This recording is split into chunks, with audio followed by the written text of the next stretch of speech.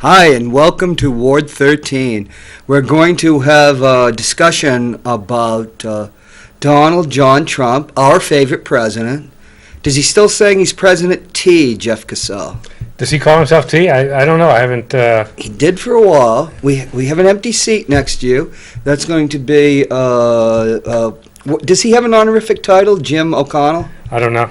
I call it. We were using on Matt's show. I had a character, the Reverend Jim O'Connell, but I could never quite get the accent right. Yeah. More like West Virginia. Yeah, he cultivates that Irish accent. Well, being Irish, he has every right to. No, it became the Reverend Jim Shannon or something. I realized that was a Tennessee Williams character from The Night of the Iguana. That was a great movie with one of Richard Burton's best roles. Do you remember that? Well, I do remember it, and Tennessee Williams is people don't realize what a great writer he was. And still is. And they made movies out of at least half of his plays. Well, they made the first one, of course. No, before they made A Streetcar Named Desire, which is a great film, Elia Kazan, Brando, but Vivian Leigh instead of, who was the original Blanche Dubois? I don't remember. Oh, man, she won an Oscar much later. I remember when Driving Miss Daisy. I remember when Anne Margaret did it. Wasn't she Blanche? Oh, she was good. That was Tommy Lee Jones, wasn't it? Was he Stanley? I just remember her, you know. But the thing about... They made a movie of The Glass Menagerie, which is a great play, which was a flop, with Kirk Douglas, of all people, was in it. Not exactly a persona. He was a short story writer, too. Oh, yeah. People underrate him. He lived a pretty chaotic life. Then his other great success, that won the Pulitzer Prize in 1947. Cat on a Hot Tin Roof? No, Streetcar Named Desire. Cat on a Hot Tin Roof was 1955, but Elia Kazan, they fell out after that. Although he did direct one more play, because people were saying that Kazan was a co-author with him, which Kazan said wasn't true. Kazan was considered the great Broadway director of his time, if not of the second half of the 20th century. And he wrote 4 novels. I read them all. They were pretty good. I'm talking about Elia Kazan. Oh yeah, like the arrangement's the only one that was interesting. Yeah, they did make. I think he directed a movie. Oh, it was terrible. Was it? He couldn't get Brando. And so he had Kirk Douglas in it. I think Brando, by the time that movie came out, was about 500 pounds. No, he wasn't. It was 1969. They shot it in 1968. Did they? He refused to. He said he didn't want to be in it because Martin Luther King Jr. had just been shot. Mm-hmm. We're talking about Elia Kazan and Tennessee Williams. Oh, okay. On our way to the subject of our favorite president, President T. Yeah, I don't think he's using that anymore. Well, I saw him on TV today. You did? I saw a snippet. Oh yeah, it was a fabulous performance. Was it? Yeah. This is in the White House, in the Oval Office. Yeah, it was like a little mini reality show. Went on for about 20 or 25 minutes. That's how long it was. Did it really? Yeah, and it was pretty forgettable. Yeah, really? Well, yeah, that's good. He's trying to create some drama. He's gonna. Right. He said that he will take the blame for shutting the government down. The American people want the wall. Deserve the wall. Yeah. But what I couldn't figure out is why he's got to negotiate with Congress for the wall. Yeah. Because he told us, if he told us once, he told us 500 times, right. Mexico was going to pay for the wall. But of course, they never were, and we knew it at the time. And Jim, don't get too far away. Okay. No, I'm trying to get. Okay. So you're trying to get away from Dr. Jeff Kassel? No, not at all. Not at all. Do you want to come over here, Dr. Jeff Kassel? I think it's too late for that. It's never too late for anything on John Hopwood show. Drive I love anarchy. No, it's funny, right? In any other world, but in this Alice Through the Looking Glass world, his supporters don't care. I think they might even have some. Now, why do you think his supporters don't care? Because I don't know. The ultimate answer that I don't. Because I do know why his supporters don't care. Okay. Jeff Kassel, look at me as the host and tell me, why do they not care? Just a little, spice in the different angles. Because not like last week. They suffer from Trump love, and love is blind. Well, he is. That's it in a nutshell. They have fallen in love with this character, and he's like a relative, a close relative. Isn't he? And which is why he could shoot somebody on Fifth Avenue. And he would not lose one vote. And we thought he was like indulging in hyperbole when he said that. And it turns out he's actually correct. No. Or close to it. He's right. He wouldn't lose any votes, but he would end up in jail He would, because. which is Would what he he? might end up anyway. Well, there's this. What jury would convict him? Well, it might be tough to get Depending an impartial jury. But normally, if you shoot somebody and you do it in the open and there are witnesses, that's kind of a lock. Oh, I got to tell you, for most of the certainly recent history of the United States, right, since World War II, you would have been tried for treason, for colluding with. Come on. You would have been tried for treason Show me if, and that's what we don't know yet, if you were convicted of colluding. What about with Carl Russia. Albert? Do you remember him? So we have people. What about you Tip think O'Neill? you think about people. How this has changed, that just the mere smell of it, would have been huge in the past, and today we're like the frog in the water. Now, the water Jim, gets warmer and warmer, and still people don't care. BCCI? Sorry, BCCI? Yeah. Yeah, no. You've never heard of the BCCI, the bank that was involved in Irangate? Oh yes, I have. I remember. Do you know? Irangate, yeah. Do you remember that Burt Lance had to resign in the Jimmy Carter? He was his off budget manager. That was the people that touched him, and it's there. And you can go. I don't know if you can find anything online, but the idea we're getting into the weeds. No, here. but the point is that you're saying about treason. We always like to get into the weeds. We're in Alice in Wonderland. We're under a giant toadstool. That's the only thing that's keeping us from being micturated on.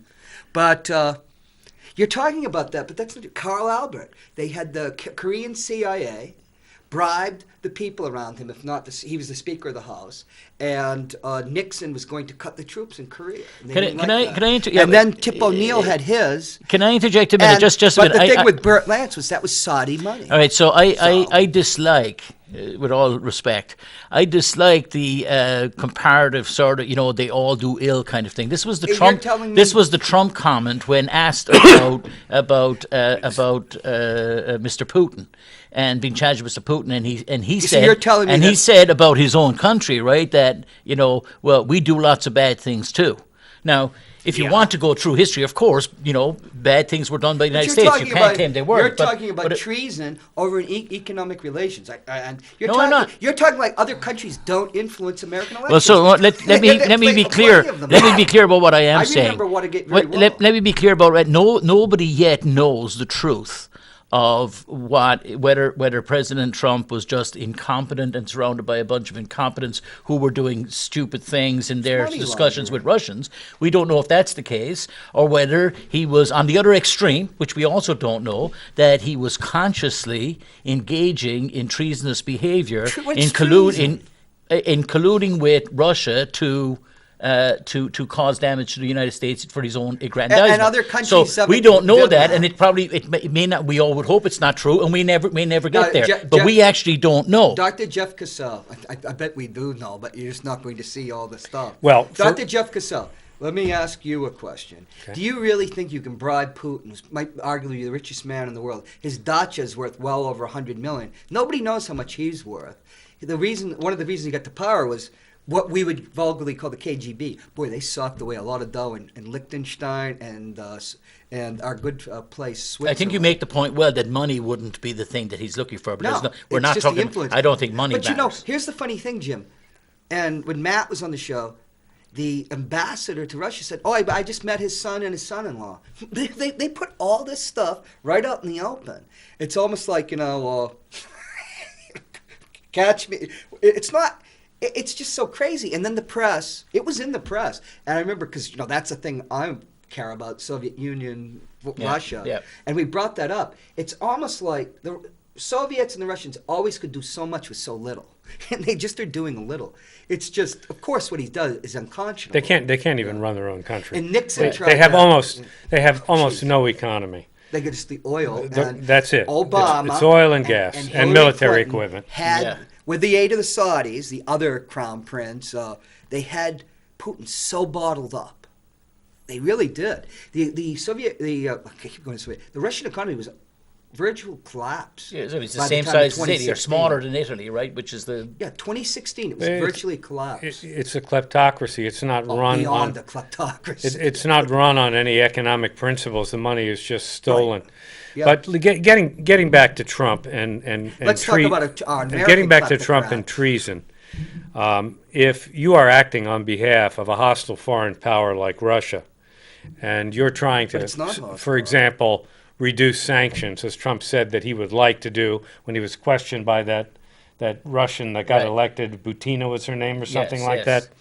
And she said, what is your position on the sanctions? He said, I don't think we need the sanctions. And NATO, which is a classic. Well, of course, Russian, that's right. Russian stance. We don't want NATO the Russians have expanded. wanted to get rid of NATO for the last 30 years. They consider it overexpanded. and let's go, I don't disagree. Just with going you, into Bob. your piece about the this woman who is now is admitting who guilt that- and doing a explain who plea that deal. is. If you go, sorry, Jim, if you explain who it is What- to what- people that don't so know. this lady who was is a supportedly a Russian spy who was agreed now to cooperate with the Mueller investigation because she was here on behalf of Russia trying to influence our, like for instance, the NRA and Influence- other organizations. yeah. But what just when you think about when you're at a presidential press briefing. To find what I would like to sort of write large at the very beginning is this lady finds herself standing at the front of the crowd, and there are lots of reporters in that room, and Trump, picks out. He looks around and just by accident. Oh, it was staged. Yeah, happens to pick the Russian spy who now admits to being a Russian spy. Well, she hasn't. That hasn't happened yet, and it's not actually clear she's a Russian spy. She might be. Working on behalf of Russia, then. Yeah, Yes, she might be a yes. Russian She spy. might be, She right. might the be a word would Russian be an operative. agent of Russia. A agent of Russia. But in Because, any you know, case, there's all the sorts point, of- the yeah. point, like you all know, if you or I were over at St. Anselm's next week, and there was a political debate on, and a question and answer session was being taken, we'd have to have our credentials, Bettina. and then in the rabble, the great group of people there, you know, the Times of Afghanistan and the Chronicle of Santiago, Chile, all of whom would like to ask the president a question, let alone the 300 American credentialed press representatives from the United States. And just serendipitously, the president or the president-to-be happens to pick out this lady to ask him the softball It's question. an incriminating admission. Yes. In public, and there's a record of it. Covert and Russian so you agent for the you State you have Department. you have Trump really sucking up to Russia, sucking up to basically what Russia wants. What does Trump really? Well, know? because he needed. What does Trump really know about NATO? Nothing. He doesn't know anything about Yeah. NATO, Yeah. and Now, he doesn't German- know anything about the sanctions. He Right. just knows what he's been told to say. Well, and he's not even being told. Remember, by his own admission, and those people not his own admission, by people around him, he doesn't like to read. He doesn't read his daily briefings. Then he's just like an not. American. He's not. You know, we had his most recent foreign secretary has said that he was as dumb as whatever. Dumb as a rock. No, well, he said that was he what said that he Trump was as said dumb as a about rock. That Madison the head was of Exxon, but you know. Madison Tillerson. supposedly called him what? Some expletive. I turned a off one time something ago. moron, right? Because he doesn't read his briefings. He doesn't read. So this idea, when I listen to people talk about Trump's policy on something, he doesn't have a policy. The big winner in this whole thing Russia. has been Putin. Putin is the he's looking most- like a hero. If his intention was to disrupt things in the United Yes. States, And he did. And it's worked further- out beautifully. and further afield. And so you've got half of the not half of the country, but stopped a anything big about piece of the Ukraine. country Yep. supporting Donald Trump no matter what, and even a slightly 45%. bigger piece of the country denouncing Trump. Right. And nothing's getting done. Right. The crowning achievement of the last 2 years has been this tax cut Yeah, we don't that even get a mostly wall. went to the wealthy and to big corporations. Right. It was a 40% tax cut for corporations. So instead of doctors who have a corporation in their practice, or a dentist, for example, he's going to be taxed at the 21% rate instead of being taxed at a much higher rate as an individual. Yep.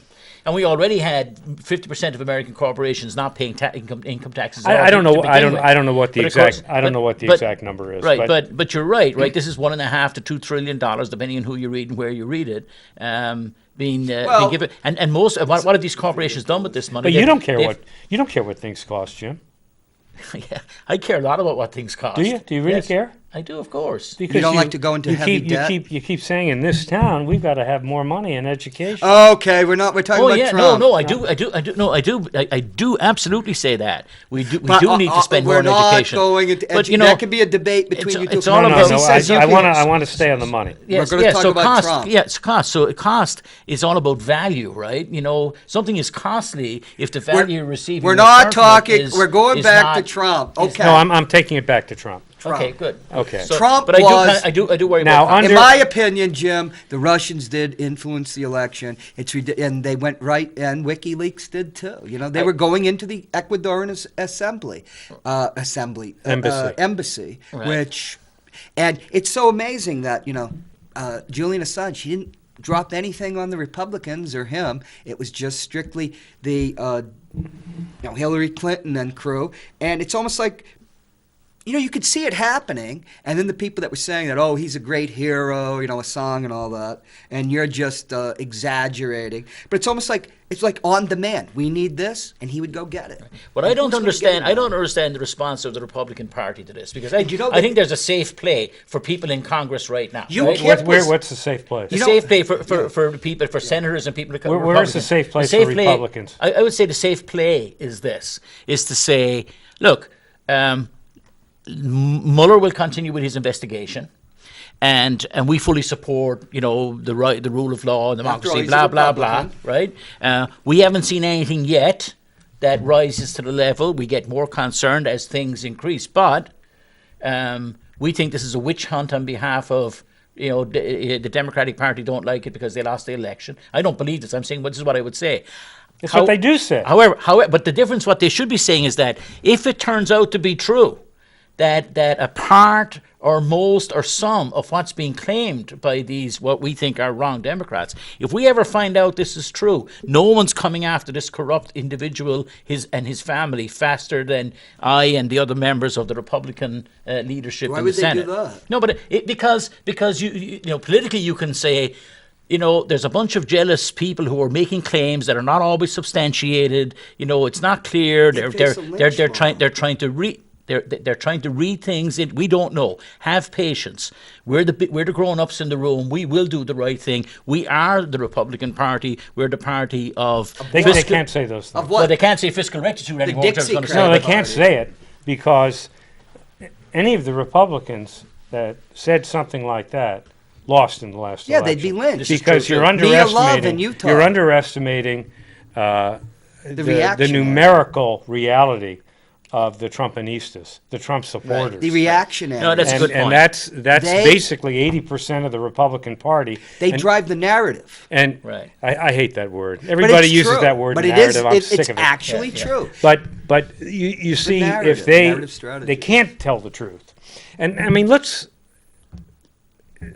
face it. In life, there's a lot of people out there that prefer a lie to the truth, Yeah. and this is one of the great principles that I have taken from the Trump administration. People well, prefer Hitler. Trump's lies to the Goebbels. truth. Yep. And they Goebbels, they the embrace big lie it. and little They lies. love it. Yep. They Right. cheer for it. He's talking the truth. He's talking like they should. We're gonna. Yeah. What are we gonna do? We're gonna build the wall. Right. It's And who's easy. gonna pay for it? Yeah, Mexico. Yeah, it's all rhetorical no, sort of exercise. You're right. It's Hold simple. on. It's slogan. Dr. Jeff, no slapping of the table. Okay. That sounds awful. It's easy. It's jingoistic, and people love it. They By can jingo. repeat it, and you're right. And you get this. You're trying to have this nuanced argument in return, and you find yourself, floundering around. Well, no, that's not actually. And the other side, and it gets to say the simplistic thing, like whatever Yeah, it might be. you gotta know Build the wall, some- knock her up. Jeff, What does that mean? somebody calls Yeah, it has in- to be 3 syllables. You're Yes, right. yeah, That's yeah, what yeah. works. It's kind of like who is that 3 syllables. Isn't that a little too lock her quick, up, man? build the wall. Yeah, yeah. And there Oh, were you 3. mean beat. Yeah. Not Who was that action star that had movies that only had 3 words? Steven Seagal? Yeah, Steven Who's now a Seagal. Russian citizen. Yeah. He's now a Along Russian. with Gerard Depardieu. Yeah. Yeah. Well, maybe the taxation is less. But getting back to the money, you see, America's really the loser in all this because what has happened over the last 30 years, for the most part, is money is being spent and money is being stolen from the future. We now have 22 trillion in debt, 100 trillion in unfunded liability if you go out another 30 years for Medicare and Social Security and military retirements, et cetera. And so your children are going to be paying this off and having this burden so that we can enjoy a little prosperity now. No. So a small group can enjoy some prosperity right now. Well, it's going to get smaller too. Yeah. It's not like you're saying that that the population in general can enjoy. Absolutely. No, to a degree they are. They get real cheap terms, TVs, cheap food. It's subsidized. You can go get what is it? My last TV is like I was given a gift. Like somebody gave me a 32-inch 720. You can go for $400, like to a Walmart or someplace, and get a UHD TV and stuff.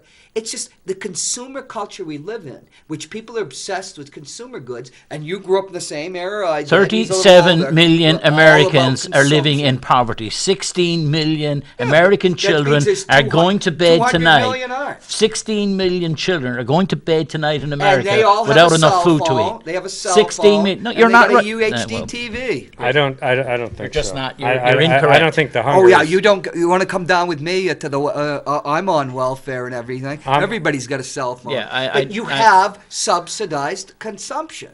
You have all these ridiculous. Who needs these TVs and everything? You need constantly to upgrade your TV. Yeah, and it's a much different point. But this is devices, but it's subsidized. We're going into the weeds again. Yeah. The topic is strong. It's because you're saying that the middle class people who are under intense pressures, you and I can see it.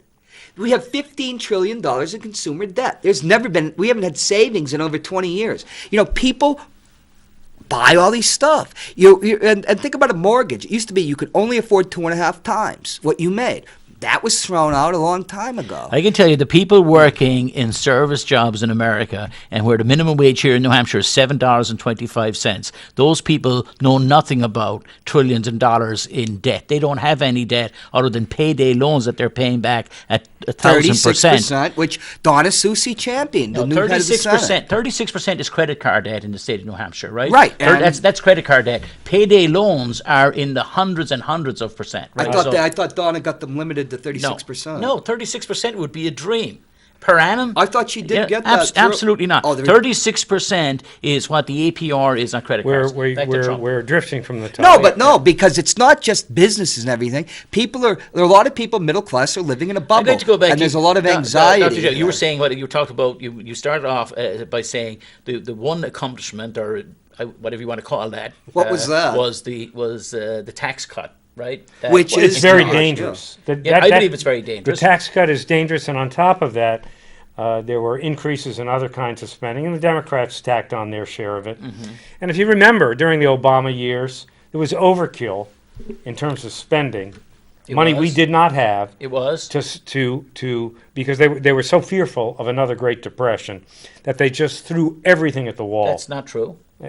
It's $9 trillion of debt during the Obama years. So let's just take one example here. When President Obama came into office in the middle of what was a catastrophic economic circumstance, losing millions of jobs per month, and we were heading into a second depression.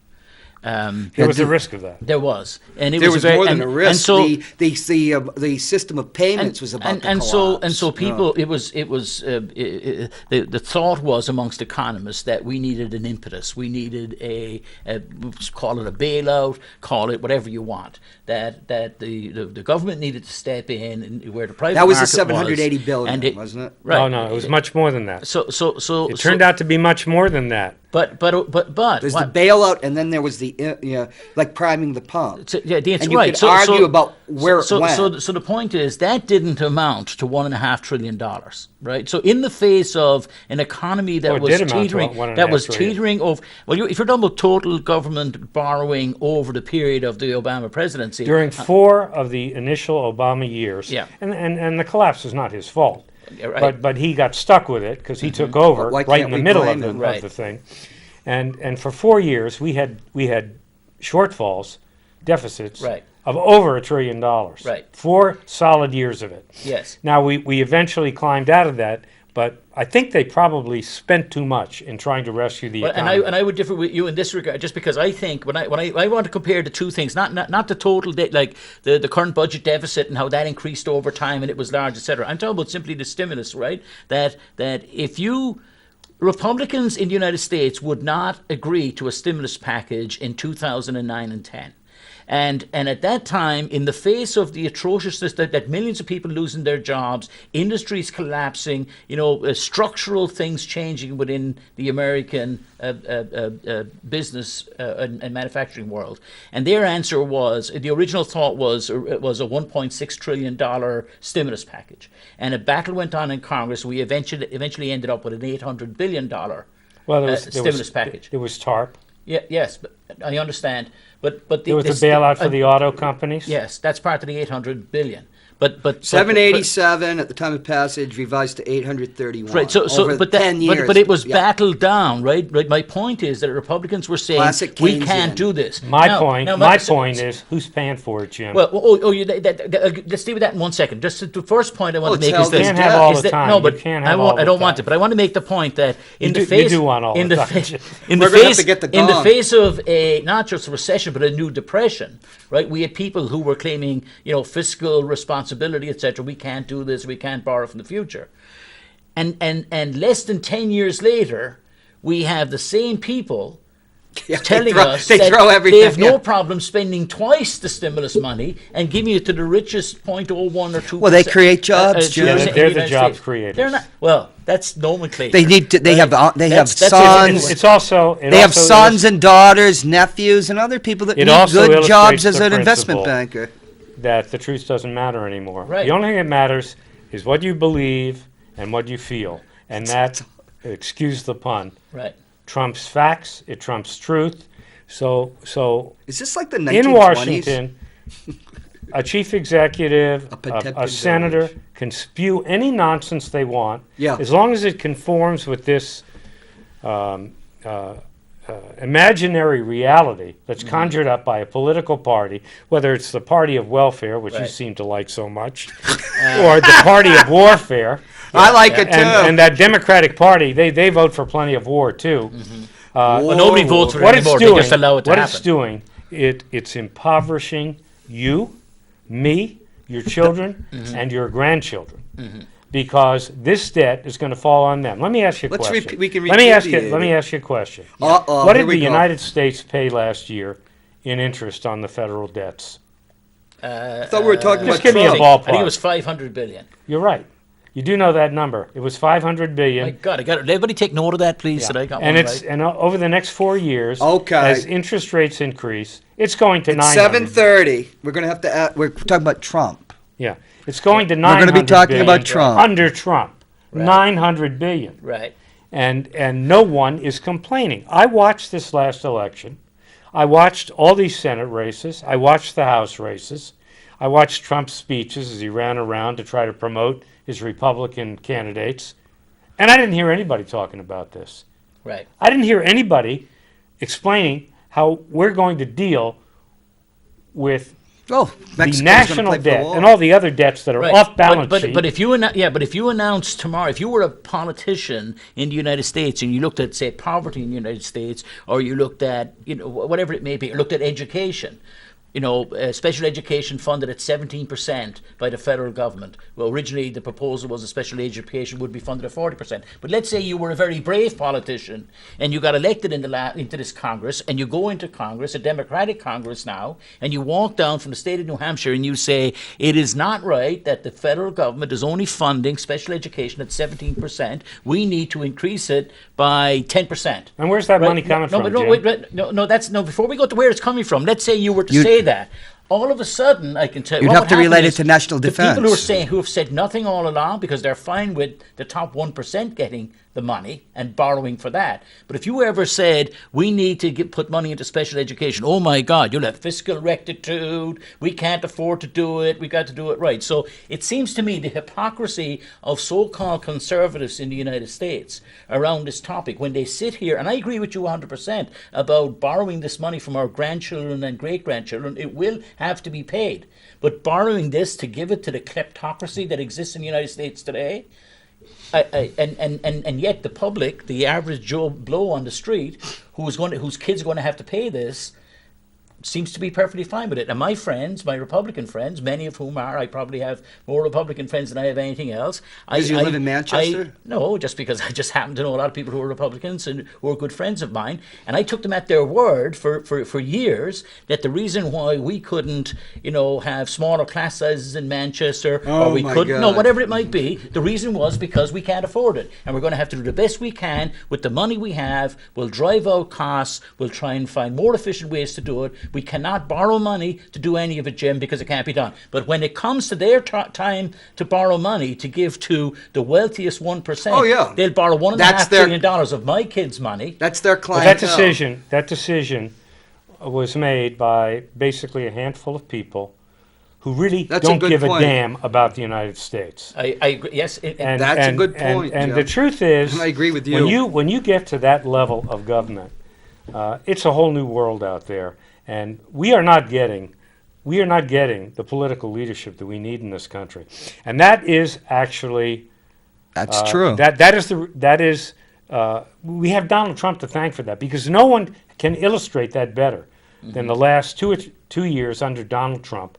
The leadership, it's been leadership, as you said, by slogan, by motto. Right.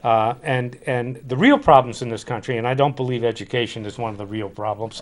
I think I personally believe we're spending too much money there.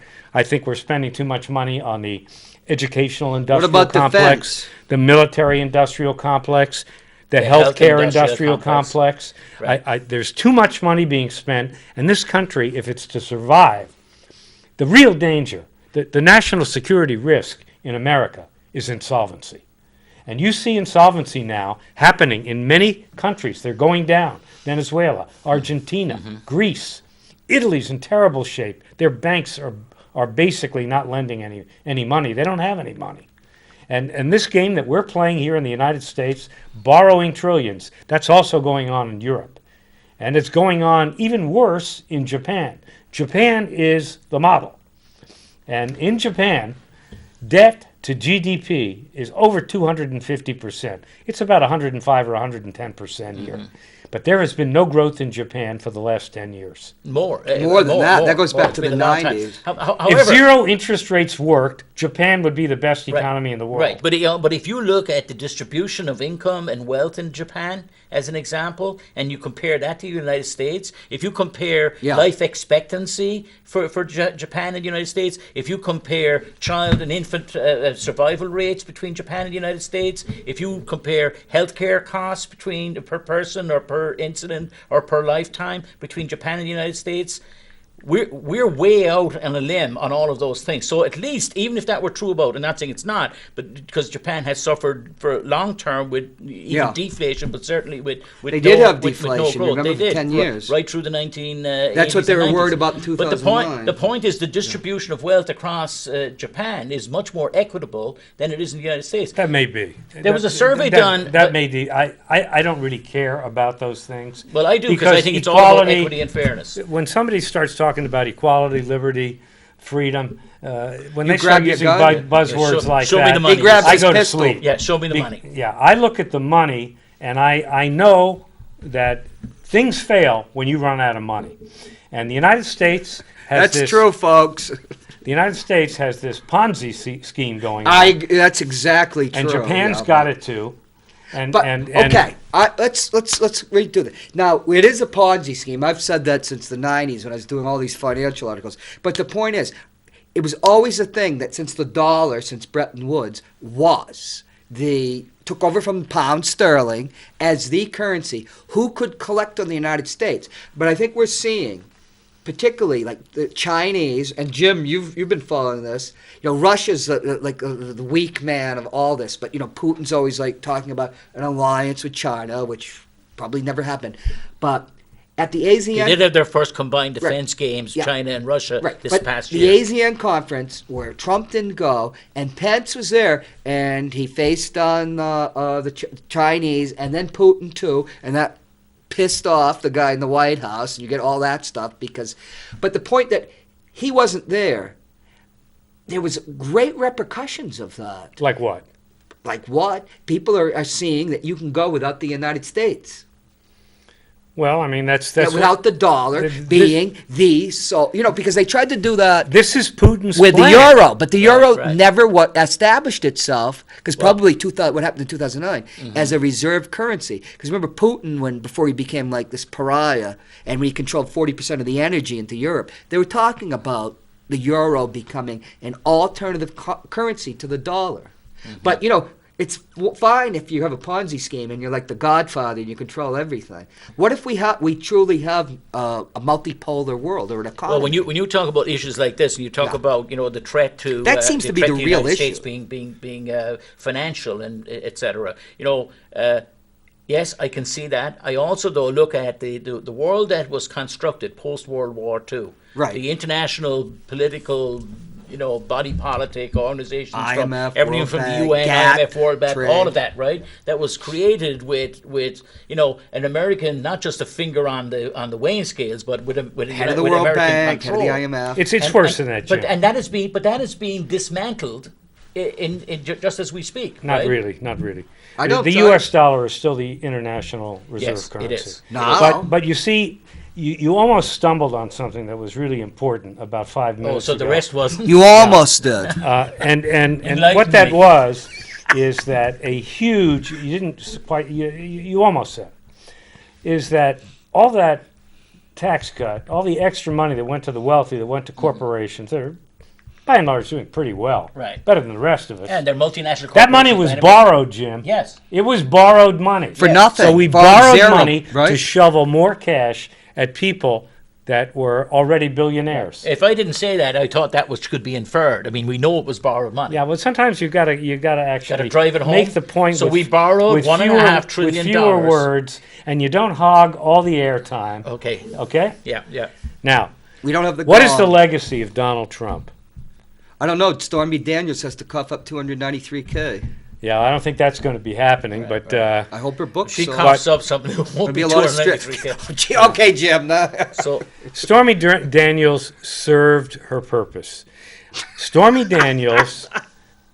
Daniels became a wedge issue. It didn't seem to bother the family values crowd in the Republican Which Party. amazes Or the me. evangelicals did it. Yeah, You I'm gotta talking sin to that's be a the real family Christian. values Right, crowd. right. Didn't bother them. They accepted that. They knew what Trump was when they got him. They made the moral sacrifice in Right. order For the greater to good. achieve the greater good. Exactly. Right. But Stormy Daniels, what everyone is forgetting about this, I'm not impressed with the campaign financing violation. Right. Although it's What real. was really bad about it is Trump engages in very risky behavior. Stormy Daniels, Karen McDougal, Right. She's less building risky. Trump towers in Moscow, Right. and he can later be blackmailed and extorted Right. by the people that know this secret. Yes. So that is how the compromise happened with Trump. Now, Right. Trump may not be working for Putin, but he sure looks like he is. But the point is all. He's Right. pissed off every single ally of the United States. We're fighting with Canada, some of the nicest people in the world. Right. He Well, says with bad George things W. about Merkel. Right. The Germans. Prime Minister of Australia, Britain. Yeah, the Australians at the Asian conference These are were- allies. Yeah. So Since if 1942, if Trump, Australia. if Putin was winding Trump up, You couldn't do a better you job. couldn't do a better Right, job right. because Trump's legacy is going to be to interfere with the United States' prominence and leadership in the rest of the world, Right. and that is actually happening. And the damage that's done, by the way, just like Yeah, from it's the tremendous. soft power, Right. side Yeah. of things, the damage that's been done is already. The sad part is it's already been done, and it will take Look at the it will emerging take markets, years, yeah. generations to undo it. Well, I don't think it'll take generations. It's just going to take one decent leader. And that might be right. I'm sure. I don't know about I'm sure that. you have your pick already. Well, I'm not available, but Well, that would be interesting. You're Are you from running New for Hampshire. mayor Yeah, this year, Dr. Jeff? Next year, are you going to run for mayor? I think I'm getting a little long in the tooth for it. I almost ran the last time, but a friend of mine prevailed and told me it was a hopeless task. Yeah. Was that my Glenn only Argyle-led? purpose in running was to keep that education budget down in the city so he and I were going and head promoting to the head. We'd be going spending head- cap. I remember the debate. Yeah, we'd go And head I'd to like head. to see a spending cap at the federal and at the state level. Yeah. Because there is a limit to how much money can be spent, how much people can be taxed, and how much people we all get should be borrowing. When we're There's a limit. borrowing all this loot, financed by slave labor, like in factories in China, we all get a chance at the sladky and the sweet life. I wish the slave labor was just in the factories in China. You know, there are slave labor factories in LA. I think you can come a lot closer. Well, in Los Angeles, there are slave labor factories. Yeah, people we've had people convicted. I don't know about New Hampshire. We've had people convicted LA. in the state of Maine, right, from having enslaved laborers on farms in Maine. Well, this is living factory. in, like, closely to chicken houses, right, on the farm. That's why they give the non-farm employment numbers, you know, because that's a whole different world out there. With in the Salinas Valley 15 years ago is worse than in Steinbeck's time, the way they were exploited. You see the shacks out there. But the point is let's go to the end game. Do you think Trump is going to, will he, and we're only going to give you a few minutes each, Dr. Kassel, will Donald Trump serve out the rest of his term? I think there's a good chance he won't, but if I were a Democratic strategist, what I would do is I would start the trial of impeachment in the House, have it go on for at least 12 months. Sounds like an old Listen English. to the Republican defense of Trump, eventually move it over to the Senate, where it would probably fail because the Republicans have a majority there. They'll never get 66 votes. Is that what it takes? Two-thirds. Two-thirds votes. 67. And then finally, in the next election, whether Trump runs or not, they're gonna lose the Senate and probably lose more seats in the House, and in all probability, depending on the Democrat candidate, will take the presidency as well. Okay, Jim, you answer. So what's the immediate future of the next year? 2 years. Well, there's the one unknown, right? Is this issue about the Mueller report when it comes out? I mean, if it's I think it's going catastrophic, to be pretty damning. if it's really damning, though, if it is about, and I'm not belittling finance reform,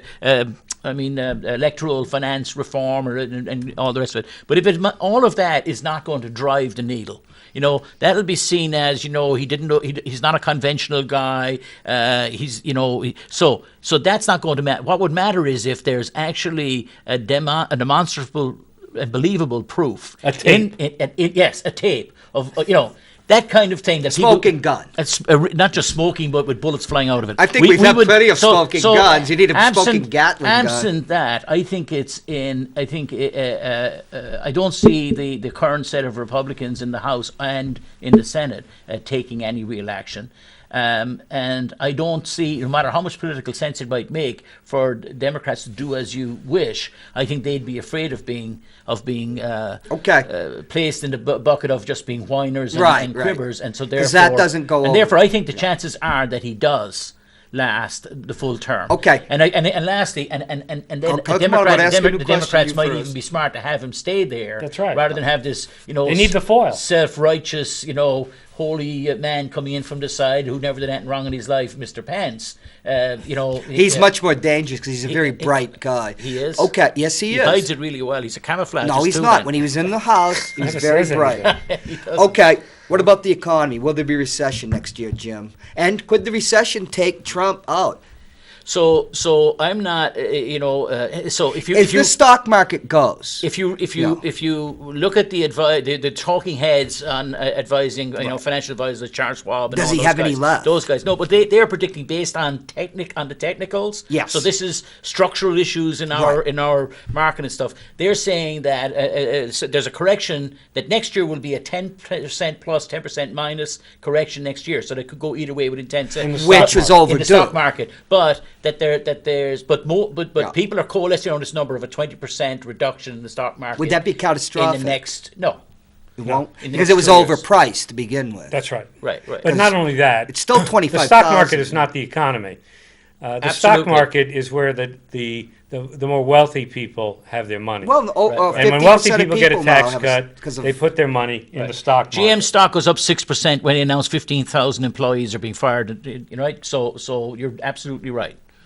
Yeah, it's a business decision, so of course Yeah, but the people stock would follow be- the market, and over 50% of the people have like But 401ks. your question was involved about in your it. question was about. I don't think it's 50%. Your It's question I was thought it about- got close to it. But, you could have a very small holding in a Yeah, 401k or an IRA. Your question But was about recession. If he can't deliver in the economy, because the one thing he's popular on, like even in the Gallup poll, is people are equating that he's this mastermind, great businessman, rather than thinking, this is what happened over the last 8 years or whatever.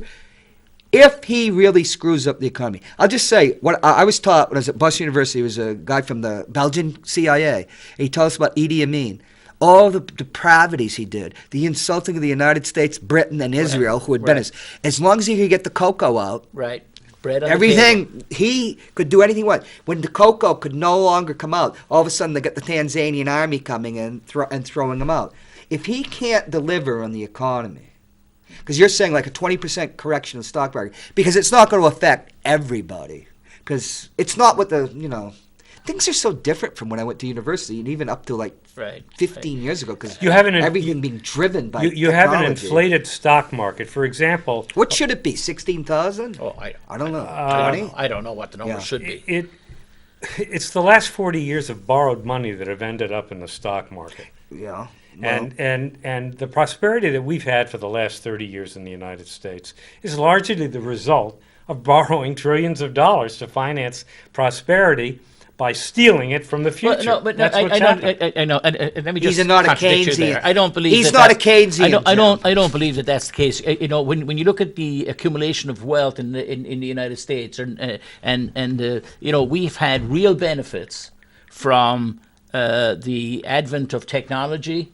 And the universal availability of information, etc. There's been a transformation in business. So just like the Industrial Revolution, Oh yeah, that's very true. caused a massive increase in wealth, real wealth, not paper money, etc. I think the transformation in technology from the 1970s and 80s through to today has had a real effect on wealth. My problem is that the way in which the wealth is distributed, that too much of the benefits of that has gone to a very small number of people. Because the lack of progressive taxes? Over the last 40, over the last 40 years in the United States, in real terms, the middle class has, in terms of income, but in terms of living standards, etc., has not seen improvement. So right, and that's but on the underlying economy and the actual creation of wealth. If you look at productivity numbers, as in productivity per hour per labor or something, it's exponential from 30 years ago. Actually, productivity is not growing. Over 30 years, I look at these numbers every day. Okay. If you look, that's at the first I've one heard number. that. Hours worked in the United States, yes, you will see that it hasn't increased much since 2007. The number of hours worked. Okay. Americans also, were always middle the most class productive. income hasn't increased Absolutely. much. You're right. I agree. And industrial production hasn't increased. It's basically flatlined with a very tiny increment. So I agree with you with the first two. I take your word for it if you have the numbers to show that industrial output has flatlined as well. I mean, that might be partially as a result of sort of something outsourced, etc. But I think the actual the hours worked, we were already working some of the longest hours in the world. I'm looking at like the Bureau of Labor Statistics, because my knowledge went up to like 2007 when I got laid off again. You're right. It was because when I got laid off in 2007, right. We were the most productive. The American workers was the most productive in the world. You're right. It's gone from but hang on. My 2007. God. 4.3 to 0.7. 2008, 9, and It's 10. not increasing at all. 2008, 9, and 10. Remember. I guess what I'm saying is a lot of this prosperity is really a fantasy. And a lot of it is based on money that was borrowed. You're keeping the Ponzi scheme alive, the Social Security Ponzi scheme, the Medicaid Ponzi scheme, the Medicare Ponzi. Would you like to give up your Social Security? The military pension Ponzi scheme. It's all being kept alive. My lusty $268. I get my pension. I'm spending that money. They're borrowing money for me to get that pension, and for him to get his pension. But look, when we talk about things like Social Security in the United States, the only reason it's a Ponzi scheme is because our political leadership has taken the money and spent it. Call it what we should call it. It's corruption. It's theft. Right. Well, it's terrible leadership. The only thing is if All right, let's refocus now. You know, a thing, because listening to you talking, Jim, and you, because when I was talking about all the products we get, it's like a false prosperity, because you're right. Wages haven't gone up. People are stagnant. You're much more in debt than you ever were. You have all these baubles that are cheap, and they adopted in the Clinton administration. It's not on Clinton because it was everybody. The hedonics, you know, they rejiggered everything, the basket of goods and all that. And there's certain things that will give you more pleasure, and they always cut. The Clinton administration still delivered a current budget. I'm not saying, we're not talking about Clinton and what they did. Okay. We're talking about the use of hedonics to underplay inflation to keep colas low, cost of living. Right.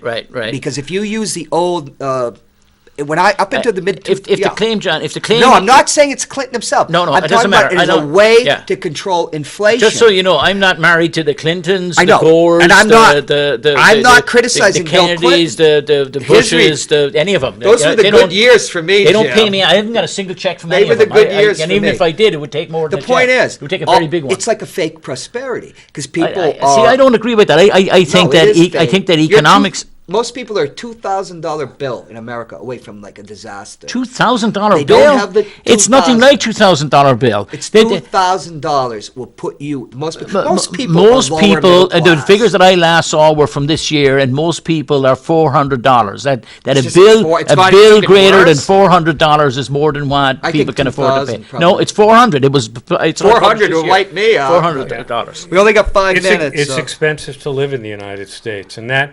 We only got 5 minutes. In my college days. Okay, we're going to wrap it up. You can come back. In my college days, when I was Donald Trump's classmate, I rented a room. And he was a drinker then. He had a glass in his hand when I met him. I don't know if there was alcohol in it. I rented a room in Philadelphia when I went to Penn. I rented a room for $30 a month. You know what that room costs now?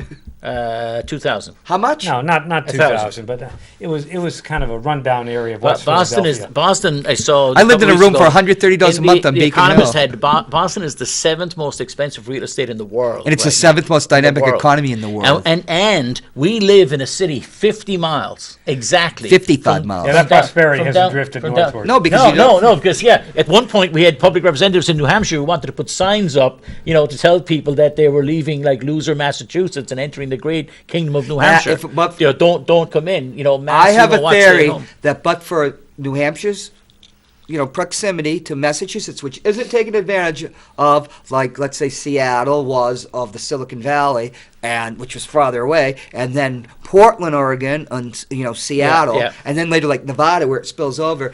But for the proximity of the 7th most dynamic economy in the world, the economist said that about 5 years ago, we'd be West Virginia. Probably. Right. Well, if you go down, they get more money from the government. We only get the photograph of the lovely photograph of the city of Manchester in the backdrop behind you. If you take that if you take that kind of perspective and take it and go down to Boston right now and point your camera. You don't even recognize Boston. Point your camera in any direction you want, and there are high rises with cranes atop them. Yeah. There's more construction going on in one. It's amazing. There's more construction going on, square footage, in one building in downtown Boston than there is in the entire Greater Manchester area. And that's pep, huh? Well, the good news is we just saw from the Bureau the Census Bureau that young people, we have an increase in young people migrating into the state of New Hampshire. You know why? Because it's cheap to live here and they're broke. It's not that cheap to live here. You're finding out. It's a lot. Because I'm even more broke than they are. It's a lot cheaper. You got a minute to sum up. Mass is expensive. Okay. It is. Shut up. Right. Well, you got a minute to sum up, then you get a minute, and then we get a minute to say what would you like me to sum up? 1 minute about what Trump, the next 90 days of Trump. The next 90 days. Yeah. Come on, Jim. You got 45 seconds. I don't have it wrapped up in a nice ribboned package to sort of give a single thing on Trump. I worry about the fact that there seems to be no bottom to the bottomless. We've got it. Bottomless. It's bottomless. We're going to have a bottomless dancer scandal. The level of acceptance that people accept the behavior from Trump just seems to. Okay, we got his minute now. Anything about? Do you think it's bottomless? The perfidy of Donald Trump. It's not bottomless. Is the debt bottomless? It's a disappointment, and all you have to do is engage with Trump supporters, start saying something negative about their cult hero. Yes. And there will be a blast of hostility coming directly toward you. You will be accused of having a mental illness, raping a nun in the middle of Elm Street. syndrome. Yeah. And then they will start talking about Obama. He's much better than Obama. and then we'll go to and Hillary then they'll go to Clinton. Hillary Clinton. Yeah. And It was all about Hillary. and This is all somehow, about if Hillary Obama Clinton. is bad, this makes it okay what Right. Trump is doing. And the collection of clowns that he has around him seems to be okay with people, because even if he's the great guy, I don't understand. That my- is the I- legacy of Trump. The legacy of Trump is that nothing matters anymore. Okay. Yeah. We Every all- man for now- himself. Now it's the minute to sum up, and it's like, but I'll just say, like we got somebody calls him Matt Carnovan's show, and whatever he says, you could find it. It's on Fox and everything. That point. So it is narratives and it is driven, and they're very good at it. But that was Dr. Goebbels. It all goes back to that. The small lies, the big lies. But I don't think we've ever seen in our life people swallow the lies. Well, we've never seen. Yeah, we got to sign off. We've now. never seen anybody lie like this. Yeah. See you next week, guys. Award 13. Thank you, It's a Jim, pleasure. and thank you, Dr. Jeff. Thank you, Dr. Jeff. It's always a pleasure.